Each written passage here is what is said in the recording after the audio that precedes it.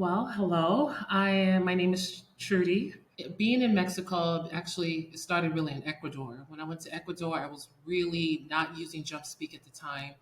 I felt really scared to even travel, around the city. But during Ecuador, using Jumpspeak, going to Colombia, and now here in Mexico, I feel more confident just traveling. Like I can just call up an Uber, take me to the mall, take me to the supermercado, and just start, having organic conversations with the cashier or with the clerks in stores, asking them questions, things that I didn't even realize I was retaining a lot of information that I was learning from the stories in Jumpspeak. So that's been a benefit. I love that. I'm just becoming more free and confident.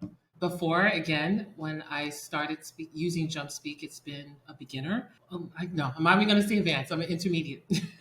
And that's where I'm at. I'm just going to leave it at intermediate while I'm using Jumpspeak. I feel like looking at the stories and the just learning all these different vocabularies and different ways of saying one word, it's making me more confident. And even when just yesterday I had somebody come over to do some work for me, and I used a particular word that I learned in Jumpspeak, and he gave me this look like, "How do you know that?" And then obviously I didn't want to say anything. I just continue with the conversation. It was great though.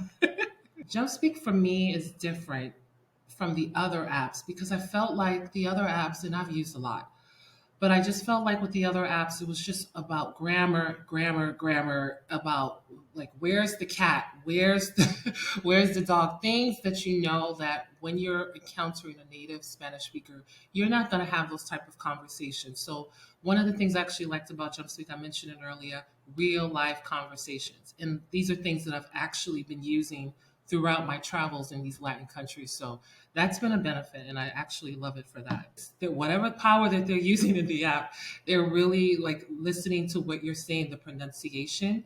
And when you have to keep repeating it until you get it right, I'm like, I get it. I get why this app has told me to say it multiple times because it did sound off. So the pronunciation is key. And that's actually what's been helping me in having these organic conversations with native Spanish speaker because they actually have told me your pronunciation is really good in Spanish. They actually said you don't sound like a gringo. So I was like, well, that's a plus.